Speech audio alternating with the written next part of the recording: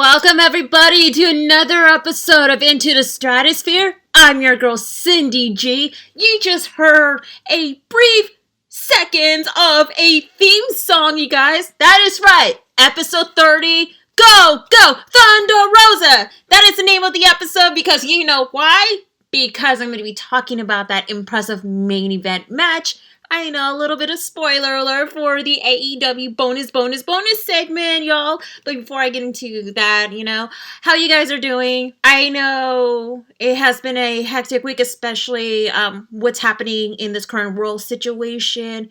Which, let's not get too political, y'all. Because, your girl is having like a weird day today. Let's see what's going on. WWE announced that Hulk Hogan is going to be co-hosting with Titus O'Neil, which we're not going to get into that. This is a non-WWE show. If you want to hear about WWE, especially their upcoming pay-per-view Fastlane, check out the last episode of the Bulletcast where Philip and Brandon did breakdown of the prediction for Fastlane, of course.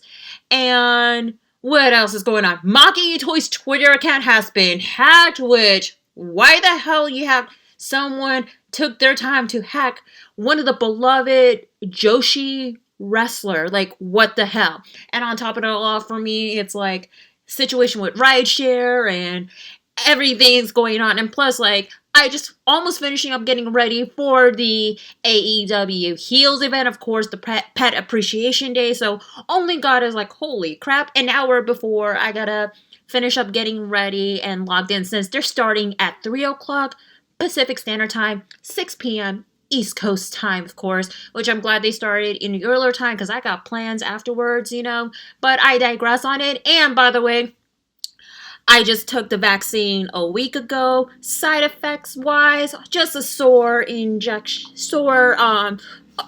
around the injection area, and only got a bruise, but it happens before because, like, normally when I do blood work or donating blood or any particular shot, I get bruised usually. So, yeah, I'm one of those, y'all. And I know Philip did mention that he just got his vaccination first shot, of course. For me, all I got is just a one and done shot, J&J, y'all, but it's all up to you guys about all that.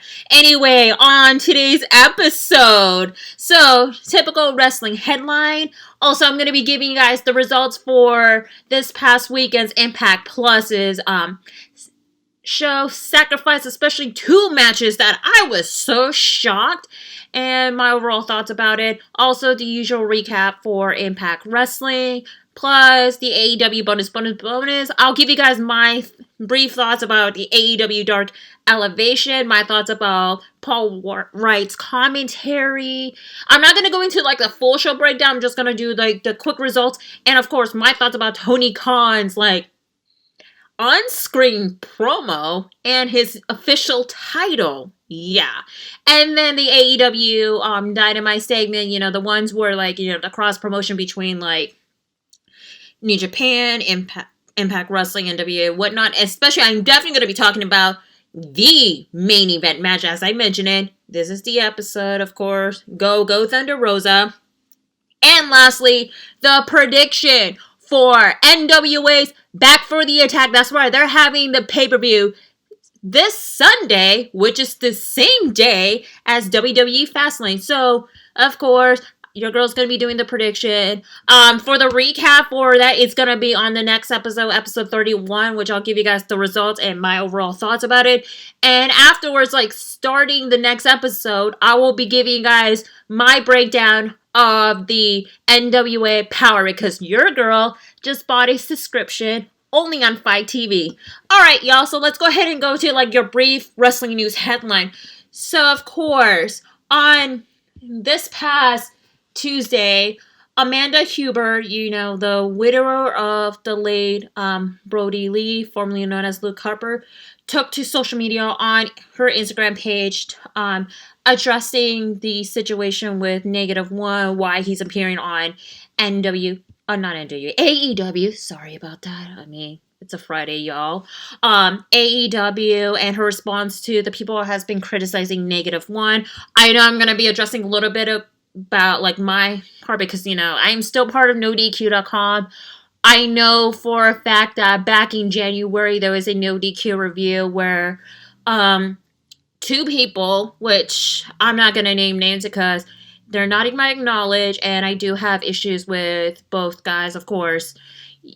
Yeah, we're a big team. I know you cannot get along with your coworkers and all that stuff, And yeah, but anyway, so Amanda took to social media to address everyone about the criticism over her son's appearance in AEW shows, like regarding with AEW Dark and on Dynamite, and you could include AEW Dark Elevation too. She stated that she loves pro wrestling in her whole life, and it's been her world for 19 years. Mind you, she started in the indies as Cindy Sin, of course, and she wrestling has been her impact, and so she tried to ignore the what's going on online, especially like how the internet wrestling community is.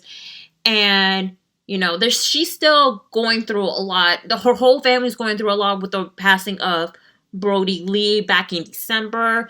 And she said AEW has been helping tremendously with the how they're helping the family, and having Brody Lee Jr., or let's say negative one, on AEW show has been helping him so much, and how he's really exciting too, especially the past few months he's been going through so much, that his grades are slipping and he doesn't do anything, especially dealing with what's going on with Brody Lee up into the passing for that. So I'm summarizing, you guys, just letting you know. However, him being on AEW has been tremendously helping so much. Not only that he's getting help, of course, but he's actually improving his grades too. As what she stated that he got so A's and 3 B's on his report card last week. So kudos to you, -1. Keep doing your education, of course. And of course, on days that if we go to AEW, are all missing him doing his schoolwork from a hotel room, because going to AEW is a privilege, or sitting with Auntie Megan working math problems. Of course, that's one of the constructive criticisms she saw for that too.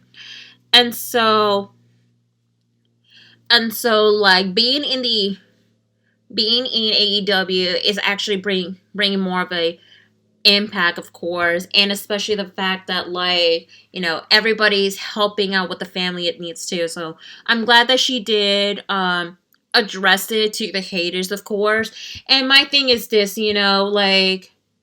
for me, and especially me being part of one of the, you could say a semi dirt sheet, even though Aaron normally put clickbaits, which I don't approve of, but that's his website, and his baby. For me, I don't have any issues having -1 being on AEW at all. First of all, his dad just passed away. Brody Lee just passed away the day after Christmas, you guys. And I know the family is actually helping as much they need for the family so much, and to be part of AEW too. Hell, -1 is signed with AEW, and as soon as he turns 18 as an adult, he's ready to go, but training wise and all that too. But as of now, he's enjoying being a kid. Schoolwork is his main priority, and everything else too. And I don't have any issue with him appearing on AEW Dark Elevation and on Dynamite. So it just brings more of a cute moment, and he's having a very great time. Hell, he is a honorary leader of the Dark Order, and that brings in more of a fun. I enjoy him accompanying with some of the members of the Dark Order, and hell, he recently accompanied Tay Conti, since of course Anna Jay is out with a shoulder injury, which I'll get into a brief update about how she is doing. And of course, he's having a great time. So it brings more joy and more compassion that he's having a great time, and how AEW is still having a bigger influence too, especially during the darker times as well, Now I'm gonna be addressing the No DQ review when they're talking about the Dark Order and negative one. I know that they talk about like they were in favor of having negative one appearing on Dynamite, but like on YouTube that's fine. But on Dynamite, because bringing in overexposure to having kids in wrestling and how it sets it off to some of the casual wrestling fans as well. I disagree with what the guys are saying on the review, especially two people who are in favor of having negative one appearing on any AEW shows for that. I mean, I just wish there's like compassion and understanding for the fact that the kids has been going through so much. His whole family has been going through so much for that. I disagree wholeheartedly with that too. Therefore, if you guys saw like tweets like I posted and reaction video on Teddy Turnbuckle's YouTube channel that I'm actually helping out with like the AEW shows, like, with my true reaction, negative one brought light enjoyment for everybody too. All that matters is that the kid is having a great time, and now how AEW is bringing more of a positive influence too. So let that kid enjoy the best as he can. And and I know that we like by the time everything's going back to normal, hell, he is going to be going back to school like when it's starting to open things up and all that too, so that way he'll be that he'll be focusing more on his education, and then we'll be seeing him on in AEW like here and there, so moral of the story is, like, show some compassion no matter what, and show how much this family has been suffering, going through, and for that too. So kudos to Amanda, and again, sending so much love to the Huber family. I know yesterday has been marked 1 year since the debut of Brody Lee and Matt Hardy. Also 1 year since AEW put up a empty arena show. Cody's impactful statement too. So, yeah, you guys, that's all I'm going to be saying about that. But regarding about Anna Jay, you guys, so Anna Jay just took to Twitter on March 11th, saying that, like, she just got out of her shoulder injury, and for the next 2 days, which it passed by, she'll most likely sleep and eat ice cream and soup only, but after that, I'll be working my ass off in any way I can. Thanks for all the support and well wishes, 99. So Anna Jay is doing well. Hopefully she'll be making an appearance on the AEW Heels Party, like, within an hour, which I guess, in 2 hours, with her adorable dog, Navy, of course. It's Pet Appreciation Day, so sending much love to Anna Jay. Hopefully we'll be seeing her very soon, hopefully 6 months later, of course. Maybe with her match against Maki Itoh, because I know the Dark Order was somewhat, quote-unquote, slightly replacing Anna with Maki, except for Stu Grayson. If you guys saw the episode of Being the Elite, yeah, it's getting real, like with the storyline, especially Stu Grayson still missing Anna Jay, and it's crazy, y'all. Anyway, so in other news, so on March, so like on this past Monday or Tuesday, either one, David Marquez took to Twitter to thank everybody, all the NWA family, who include to this NWA Power and everything. However, he did confirm that he is not going to be appearing on the upcoming episode due to the fact that NWA has not invited him back, which is a shame too. However, he is actually going to be busy with mostly his work with the United Wrestling Network, also with like the Championship Wrestling Federation, and also producing New Japan Pro Wrestling, especially with New Japan Strong, of course. So he did, he thanked everybody for his support. And honestly, that is pretty shocking, though. I mean, David Marquez has been with the company for 24 years, and NWA decided to not invite him. That's like a complete cop-out, to be quite honest, But, I'm glad that David Marquez is actually, like, busy with the production with his company, especially with, like, Championship Wrestling from Hollywood and all that good stuff that he is doing. He's doing an incredible job, but it won't be the same for him not appearing on NWA, of course. I know NWA has been going to a lot of heat going on as of late, regarding with signing Tyrus to NWA, despite him being called out for the speaking out movement. Also, the whole situation altogether. But I know that the only positive side for NWA is that for the Back for the Attack pay-per-view, they're going to be dedicating this pay-per-view to the late Joseph Hudson. You may know him as Josephus /? So, wishing David Marquez nothing but the best of luck. And also, we're looking forward to, what he's going to bring to the table with the United Wrestling regular. Hopefully, the feature about Primetime Live. Yeah. Anyway, y'all, and lastly, of the wrestling news headline, of course, Warrior Wrestling just announced that Kylie Rae is making her in-ring return on Saturday, June 5th. So she is pretty much coming out of retirement after announcing that she's going to be retiring. And I know for a fact that there has been a report from PW Insider that Kylie Rae is still under contract with Impact Wrestling, that it was announced last year that she signed a long-term contract with the company, which reportedly remained active despite her leaving wrestling altogether in November 2020.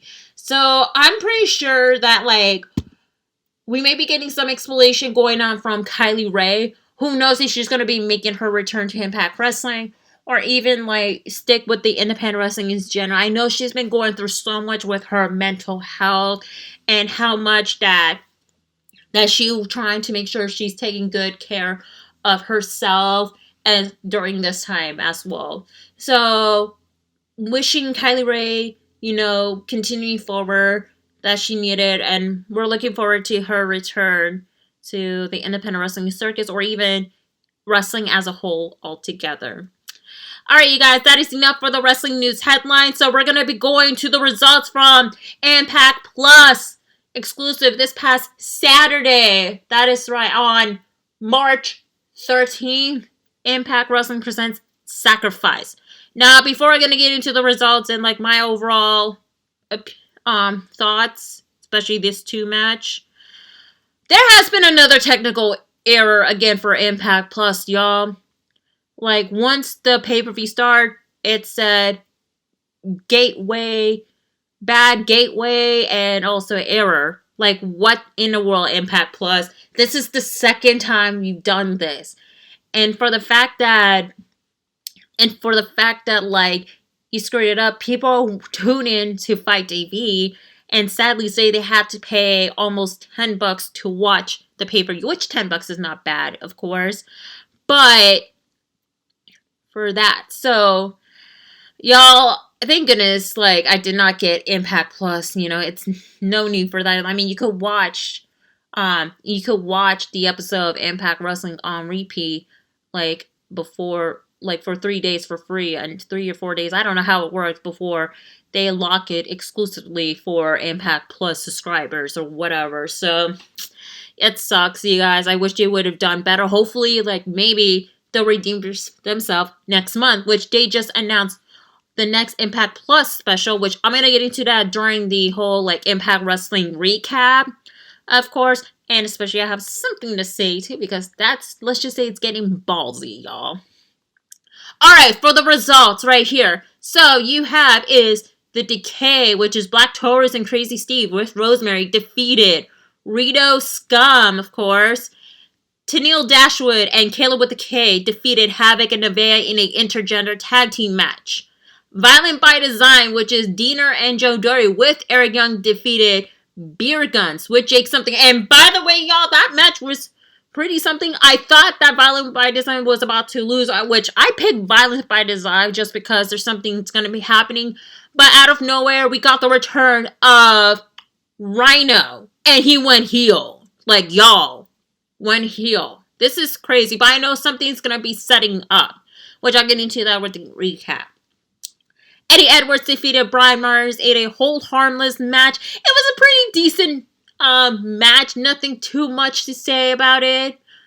So, yeah. And then you have Fire and Flava defeated Jordan Grace and Jazz, thus retaining the Impact Knockouts Tag Team Champion, which, you know, it is what it is for that.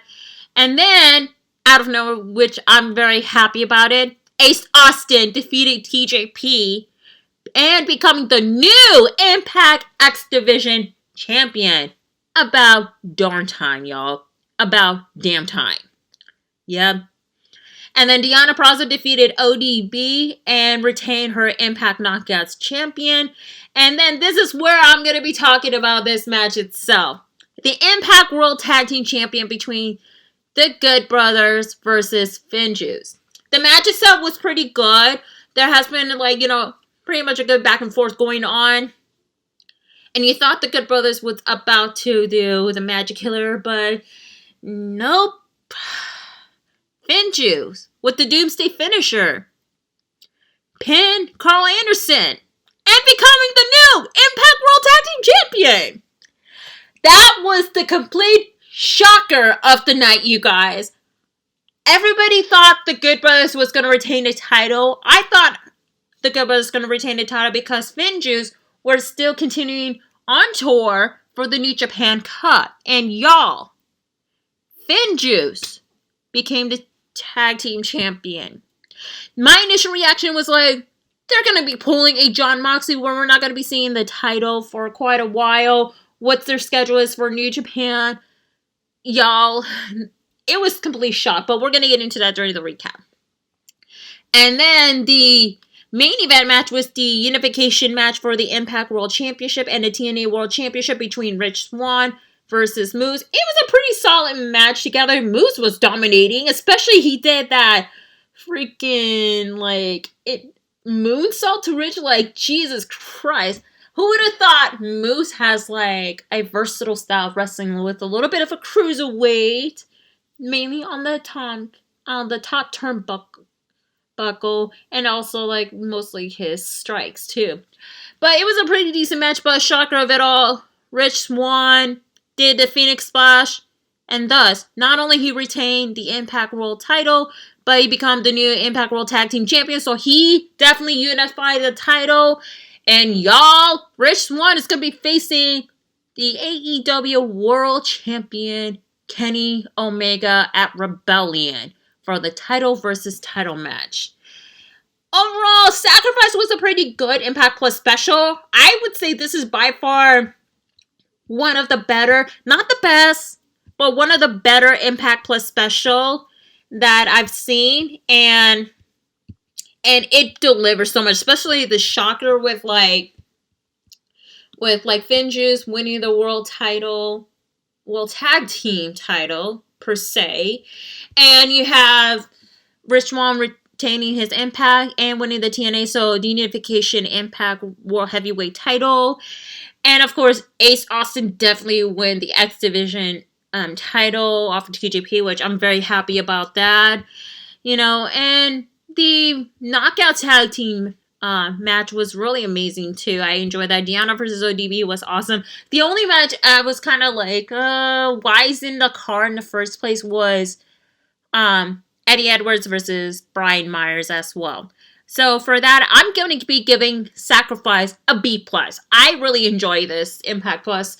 One of the better ones. But I'm looking forward to their upcoming Impact Plus special, which we're going to get into that when we're going to be on the Impact Wrestling recap for March 16th, 2021 right now. So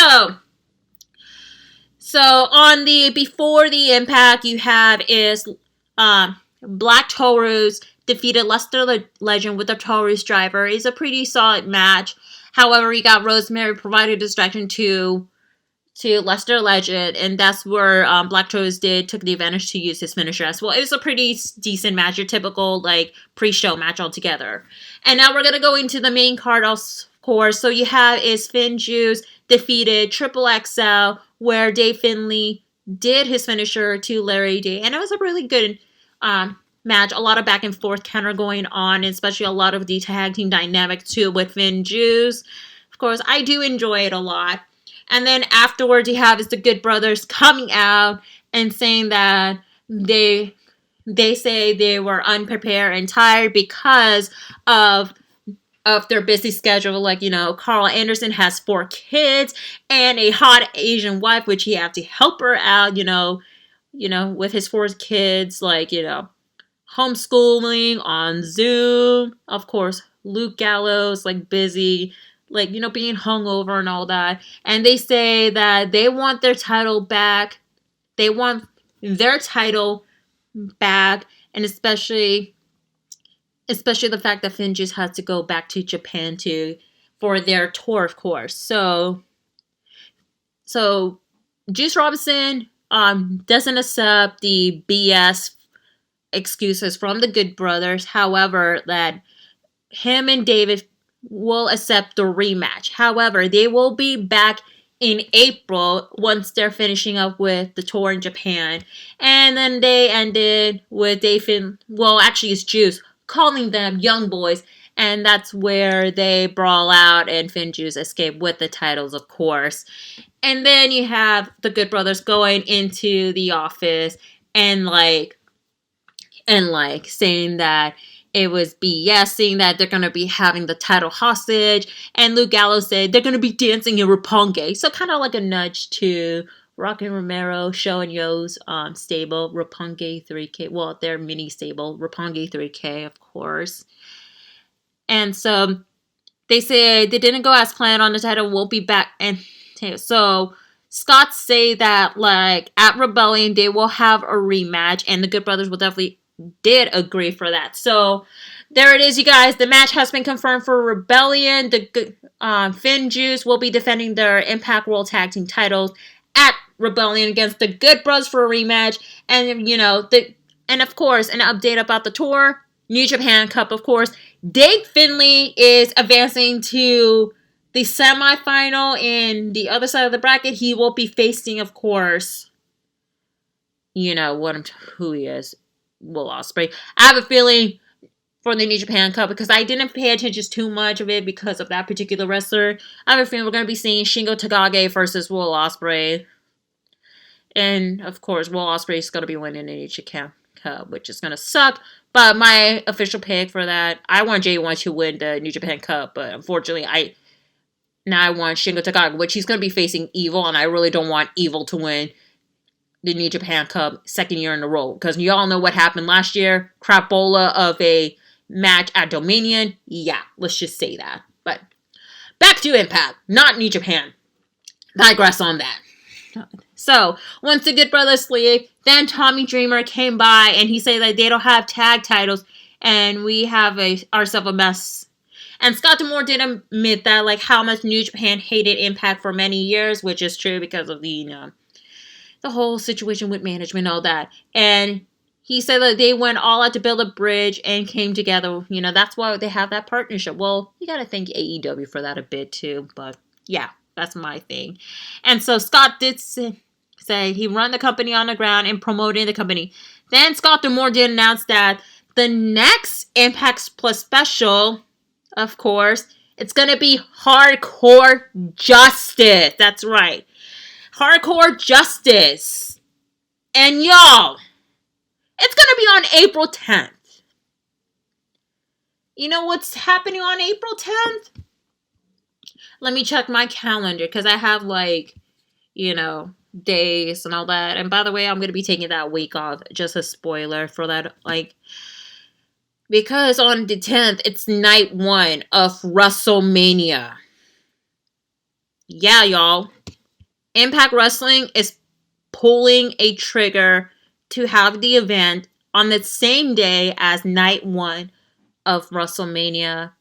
Is it 37 or yeah, Yeah, it is WrestleMania 37. Like, y'all, I don't know what's going on with Impact. Even I talked to Steve the fan and saying that Scott D'Amore is actually putting a ballsy move altogether for putting an event like that. It's, I don't know, y'all. If they put it on that, hopefully they'll have like an earlier start time. That way everybody will be tuning in instead of like going back and forth watching Hardcore Justice or Impact, and it's gonna hurt the numbers too, you know. I mean, of course I'm gonna be watching it. I don't watch WWE anymore. I'll be tuning in and enjoy, but I'm not gonna live tweet about it because people are gonna be talking about WrestleMania, this and that. But yeah, you guys, I mean, that is one ballsy move they did. But anyway, afterwards, you know, you have next match you have is Jake something with beer guns versus Rhino with Violent by Design, where you have Rhino defeated Jake something, all thanks to this whole distraction from Violent by Design causing a brawl outside of the ring. It was just, you know, we saw Rhino all heel with his attitude. We haven't seen Rhino like this since, you know, his time in ECW, because remember, he was a heel back then, and I'm glad like he's showing like his aggressive side. Like, that's something I kind of miss from Rhino too, like, you know, his heel. Me and him being a heel, you know, but that's just me. So it was a pretty decent match. A lot of like striking back and forth, distraction, all that stuff. And then afterwards, you have Violent by Design did tag the team baby faces, and thus leaving, of course. And then, of course, the next match you have is Rohit Rashu did defeat Shira. I mean, there has been a lot of trash talking going on for that, especially with Rohit Rashu showing too much of his ego, a lot of the grudge of it. But I'm glad that we did show, like, Shira did say, like, he does not own anything, too. So, hopefully, this match better ends a feud. But the only thing I would love to see is that I would love to see the reunion of the Desi Hit Squad. We haven't seen Gamma Singh in like over a year, nor, what's the name of the manager? I gotta look up on Wikipedia. I'm so sorry, you guys. I know sometimes I'm like unprepared because like I started watching Impact Wrestling like when Slammiversary hit like last year, and that's where I became like a full-fledged fan once again. Slammiversary and afterwards too. So let me see. It was Gamma Singh, and which I know he's out with a knee injury, so hopefully he is okay. Is it? No, it's Raji, not Gamma Singh. Gamma Singh.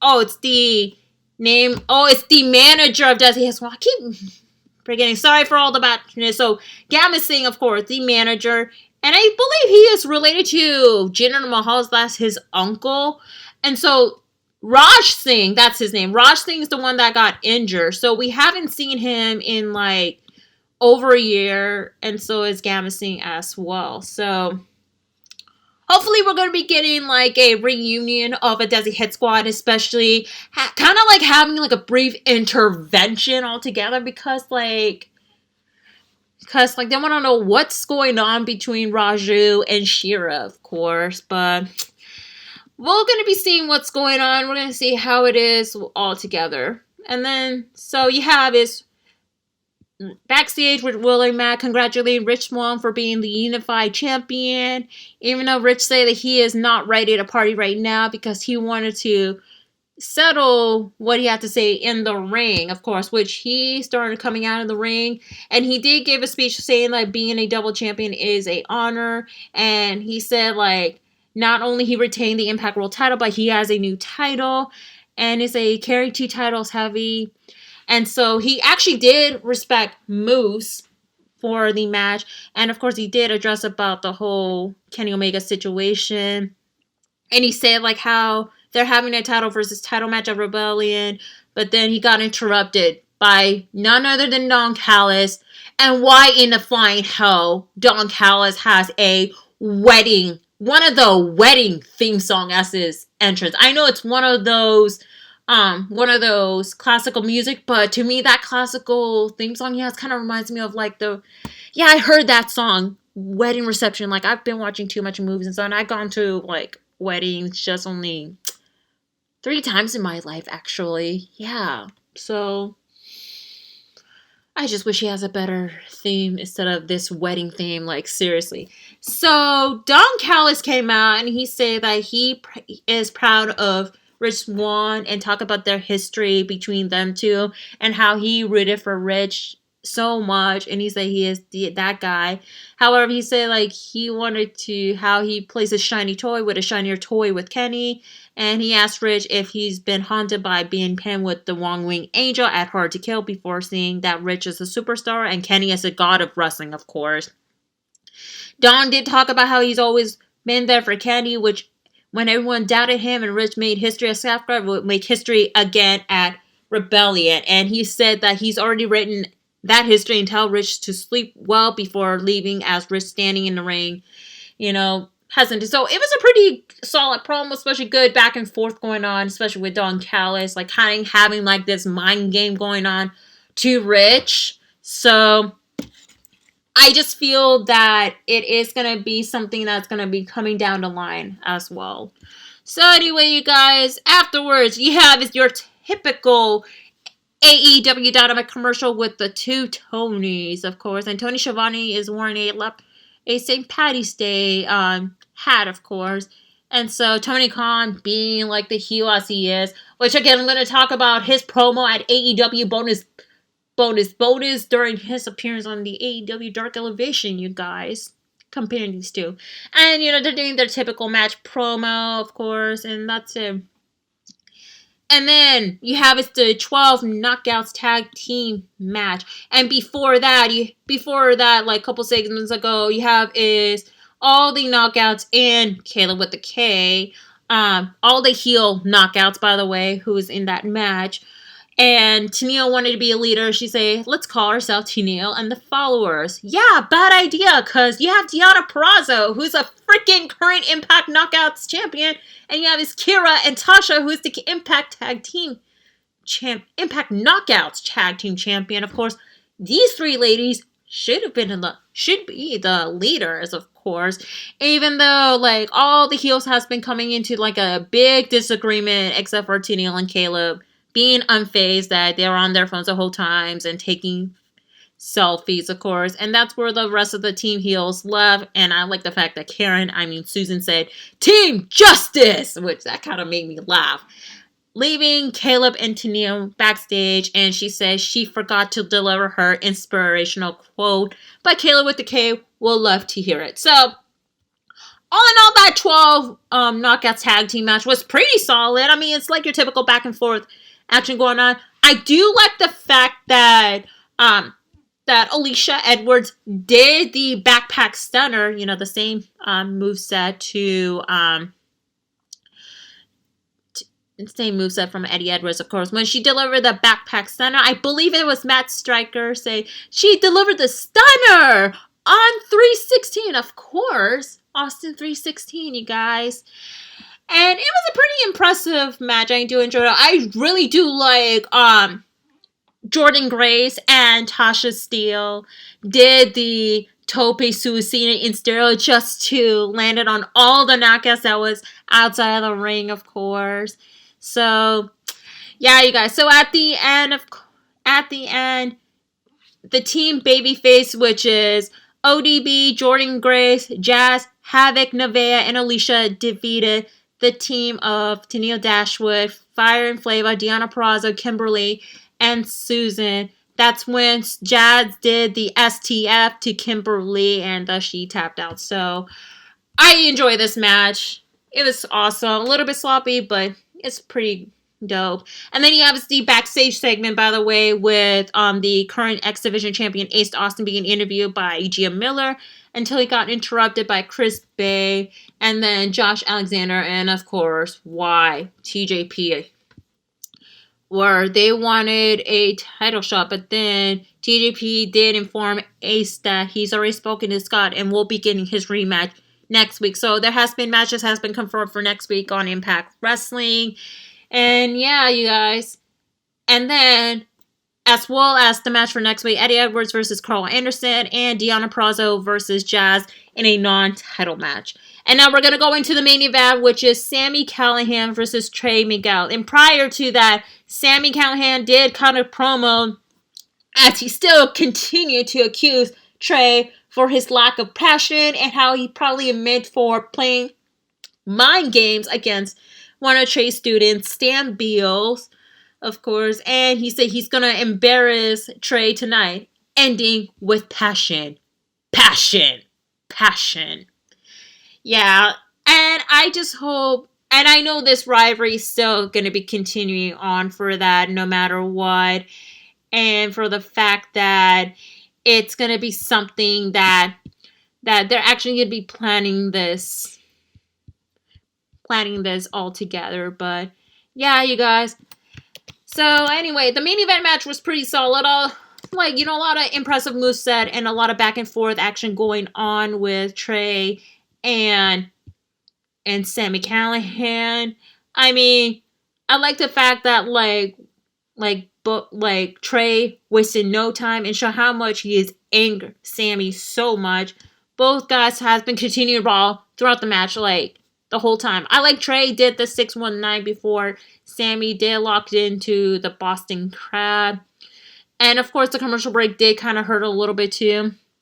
So a lot of submission holds, exchange going on this mostly, and I am impressed the different in ring style from Trey we haven't seen before too. So you can tell Trey has a lot of good combo of the cruiserweight to a technical wrestling style. So I give much respect for that.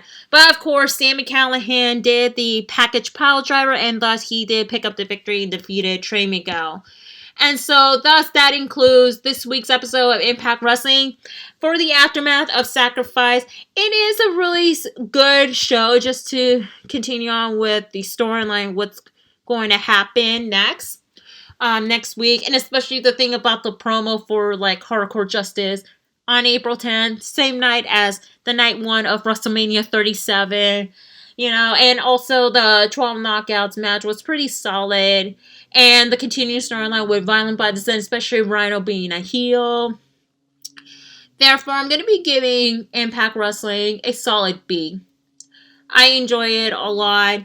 And I just hope the only thing they should missing is continue on with this whole situation with the AEW, especially with Kenny Omega. With that being said, we're going to go into AEW bonus. Now, I'm going to be giving you guys my overall thoughts about AEW Dark Elevation. Let's just say it's an upgrade version of AEW Dark. You have backstage promos, backstage interviews, especially each star, and also they actually feature the rising star of AEW. So this week is Lee Johnson,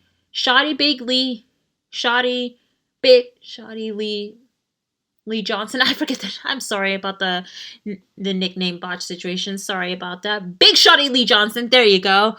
And I know that he wasn't one of the independent wrestling stars until he got being part of the Nightmare family. I'm glad that they feature him.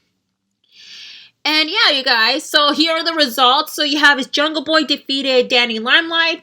The team of Kip Sabian and Miro defeated Baron Black and Vari Morales, which, by the way, that's going to be the setup of the next storyline between Kip, Miro, and Penelope Ford, because there is going to be a fallout. You guys, so stay tuned. Big Swole defeated Skylar Moore. QT Marshall defeated Marco Stunt.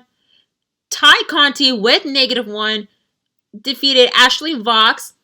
Matt and Mike Seidel, the Seidel brothers, defeated, of course, the West Coast Wrecking Crew, Jarrell Nelson, and Royce Isaac, which you may remember him from NWA. Red Velvet defeated the Real Mean Girl, Gianni Jordan. Max Caster defeated Dante Martin of Top Flight. Abaddon defeated Raylan. Powerhouse Willhouse with Hook defeated Brandon Cutler. Diamante defeated Layla Gray. The team of Private Party and the Butcher and the Blade defeated the team of Brick Aldridge. Charlie Bravo, David Ali, and Dean Alexander. Matt Sydal defeated Michael Nakazawa, or MT, Michael Nakazawa, in a short match. And afterwards, you have Kenny Omega make a surprise appearance and then attack Matt Sydal. And then, of course, the promo we all heard around the world. Tony Khan, AEW General Manager, came out, confronted Kenny Omega, saying that he has a problem with him and he doesn't go this way. And he proclaims that Matt Sydal will get another match 9 days from today. 9 days from today. Well, it was on Tuesday, so I think it's like 6 weeks. So it's going to be on March 24th. Kenny Omega versus Matt Sydal, of course. And by the way, Tony Khan promo, I mean, what in the hell is going on? Like, comparing to the commercial that he does in the past for the Impact Wrestling to promote AEW Dynamite, and then that is completely different altogether. So I kind of noticed why Tony Khan doesn't want to be on TV as much, live for that. I mean, I understand he's kind of like a bit nervous to see what's going on. And I know people are like, knocking him for him cutting a promo, but he is trying, you guys. I mean, let the guy live and, practice makes perfect no matter what. So I'm glad we got Tony Khan. So at least we got an AEW general manager. Tony Khan, everybody. The president of AEW, who is the general manager. Yeah. And I thought AEW is not going to be doing like this whole authority figure. I just, the thing is, because I know AEW wanted to be different, I just don't want no authoritative storyline altogether. No. That's just me. And then lastly, for the results you have is Riho defeated Maki Itoh, of course. And yeah, I do enjoy AEW Dark Elevation. Something different altogether. And it's kind of a little bit of a competition for, Monday Night Raw, of course. But, it's only exclusive on YouTube, and you guys can watch it anytime now. Alright, you guys, so we're going to be moving on to AEW Dynamite, of course. Segment featuring Impact Wrestling Star and NWA stars and New Japan Pro Wrestling Star and all that. So, he has the promo where Alex Marvez interviewing the Young Bucks regarding, their upcoming... Pac and Rey Fenix being the number one contendership for the AEW World Tag Team titles. And then they interrupted by Don Callis, which he actually offers some sympathy to the Young Bucks and say he has a gift for their dad. And he presented the shirt, of course, which is so funny. Do not slap legs with kicking. Yeah. So another jab towards WWE because recently WWE is banning thigh slap while doing a roundhouse kick or a super kick moveset. And yeah, the thing is, I just wish they need to cut the whole jabbing other companies. I know Impact Wrestling done it before. New Japan kind of talk shit about it during whatever. During the post-interview conference. And I just feel it's getting overworked on. Just focus on what you gotta do instead of jabbing other companies too. But it is what it is. And so he continued on to play a little bit of mind games where Matt and Nick is not having it. The fact that he is they're mind controlling Kenny, but Don is he's trying to make Kenny the god of wrestling and how much they're not elite anymore. And he said he wants to know where are these two guys he remember from New Japan is at. So you could tell there has been a setup going on with the storyline between Matt and Nick and Don and Kenny Omega and the Good Brothers, of course. So yeah, so we're going to be going on to the match part of it, the Good Brothers versus Jon Moxley and Eddie Kingston, which of course, first time ever, they're not coming out with their Impact World Tag Team title because FinJuice got it, y'all. Anyway, match itself, it was pretty good, a lot of back and forth going on, so many suplexes, and then Gallows with the flying shoulder tacker, Kingston hit with the exploder, And then Moxley hit with the German suplex to Carl Anderson. Then Moxley with the package pile driver. So it's pretty much a really good match all in all together. I know that when Eddie Kingston did came out for the entrance, that's where the Good Brothers started to blindly attack him right away. And then Moxley came out to like that. So they've been brawling outside of the ring for like 2 minutes before Carl and Eddie got back, and that's where the bell rang too. So it was a really much a heavy hitting of the match. And then of course at the end, Jon Moxley and Eddie Kingston did defeated the Good Brothers, and afterwards Kenny Omega came out with a chair and then attacking both Eddie and Moxley. The Good Brothers and Kenny did hit the chair on Kingston's ankle before he rolled out, and then that's where they continue to attack Moxley, and that's where Kenny placed the chair on Moxley's head, and as soon as he was about to go on top, that's where the Young Bucks came out and make the save, and you saw that they were saw the Good Brothers and Kenny was trying to throw in Too Sweet, but they refused to, and then that's where Moxley got up with the chair and then trying to attack him. That's where Omega, Good Brothers, and Don Callis just left. Yeah, y'all. So this is going to be something that's going to be happening within the storyline from the Good Brothers and Kenny. Good Brothers and the Young Bucks too with this whole situation. I have a feeling that it's probably going to be a setup for what's going to be happening for the next AEW pay-per-view, which is going to be on May 31st. AEW Double or Nothing. I feel that we're going to be seeing the Good Brothers versus the Young Bucks.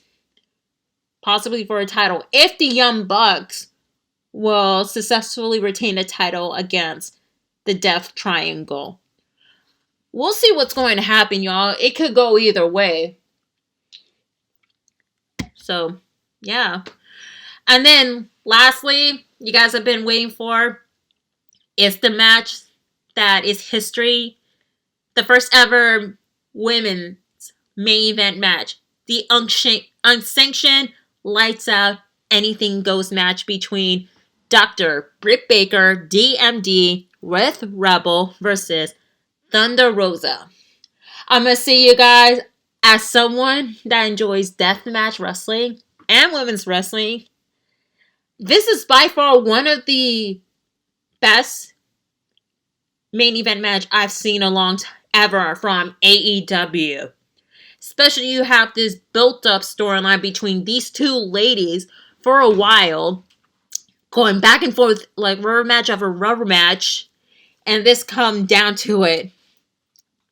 So the match started out with Rebel hitting Thunder Rosa with the crutch, and that's where Britt Baker did use the air raid crash to Thunder Rosa outside of the stage area, and that's where these ladies are killing each other. So you saw chairs has been thrown out, you saw tables has been setting up, crutches. Let's add some crutch to the mix. Ladders, like holy crap, y'all. Especially where like Thunder Rosa placed the ladder on Britt's neck, and then that's where she did a missile drop kick, and that's where, of course, you saw Britt Baker's bloody face coming out, like a crimson face. By the way, Britt Baker's bloody nosebleed from last year. Sorry, her crimson face is way better than ever, and it's been 1 year. Like holy crap, since her nose has been busted open. But anyway, both ladies have been killing it in this game too. And of course, Britt Baker with that black bag she brought out is those thumbtacks. Like, oofa. Like, man, I couldn't even imagine like these ladies put their bodies on line and setting up a very incredible, high caliber of a match that is beyond impressive, you know? And of course, like, the table spot that Thunder Rosa did push to Rebel, like, Jesus Christ, I was very entertained too.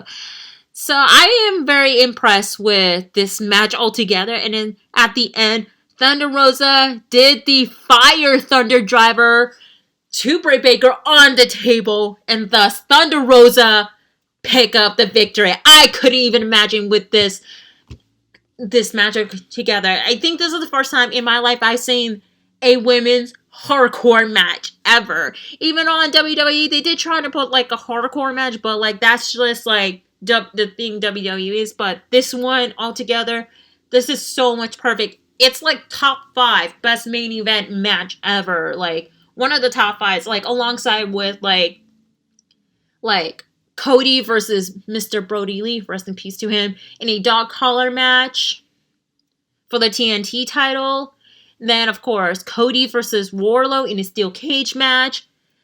The parking lot brawl between Santana and Ortiz versus Best Friend.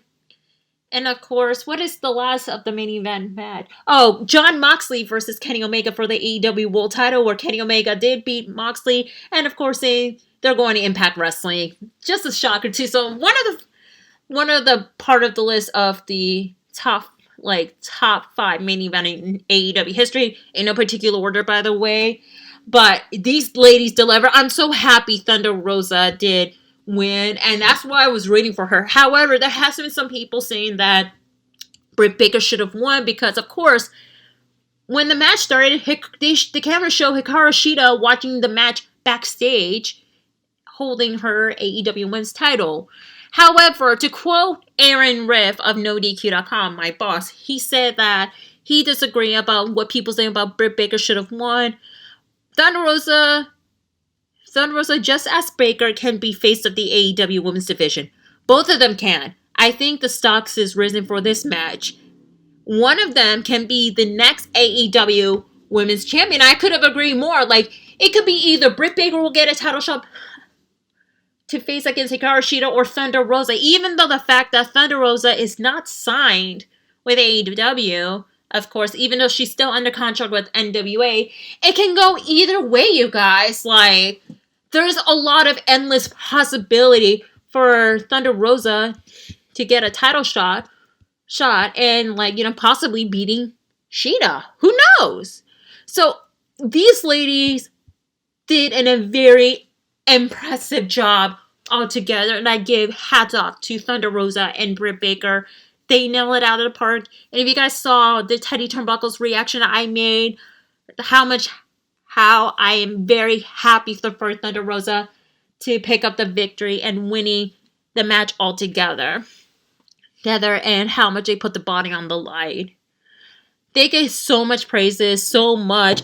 Even Mick Foley approved of this match altogether with a thumbs up if you guys saw his video via social media.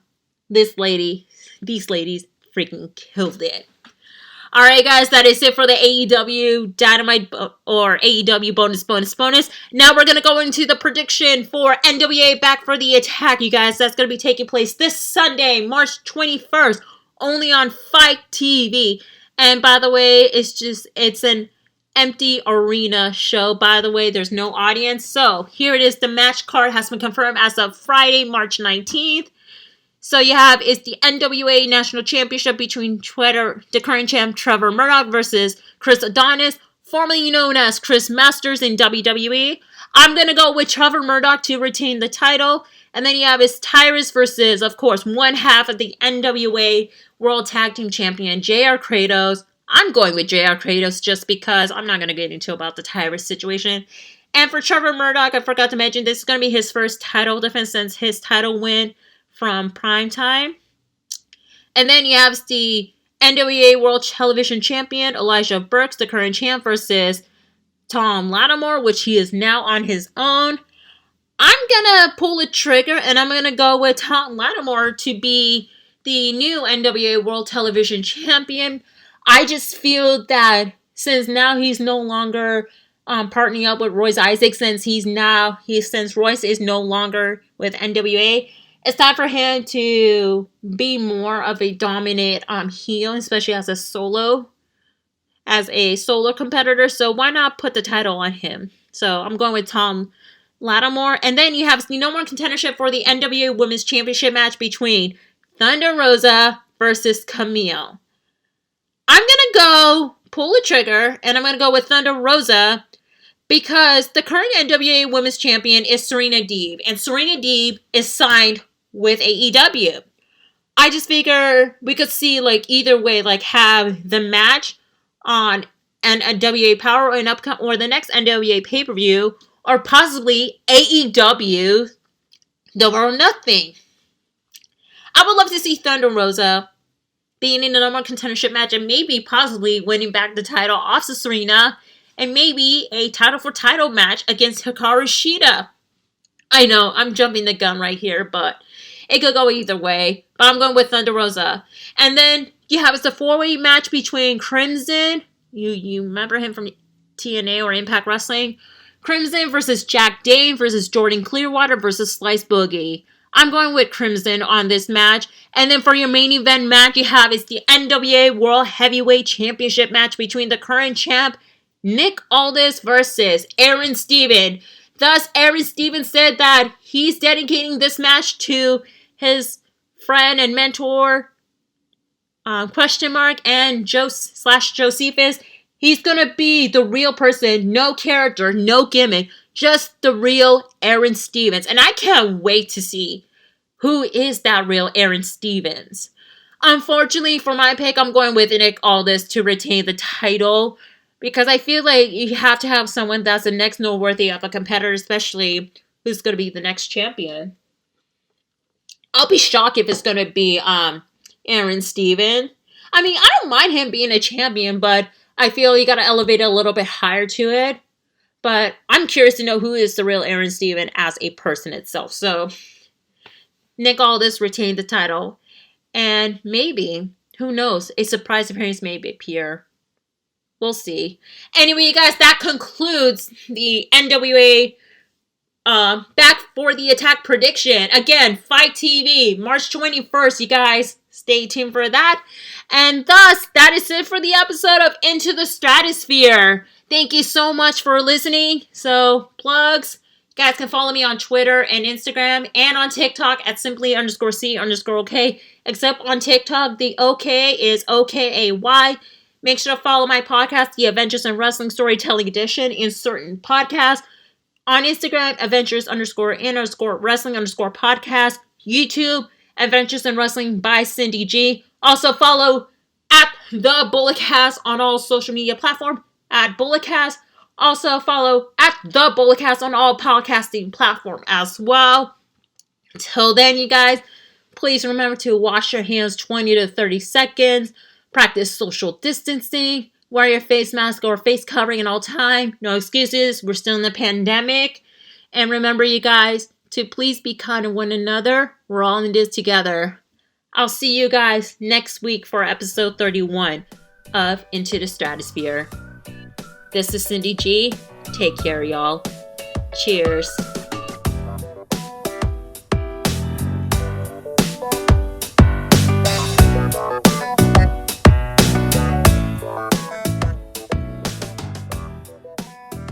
This has been the Bulletcast. Thank you for listening.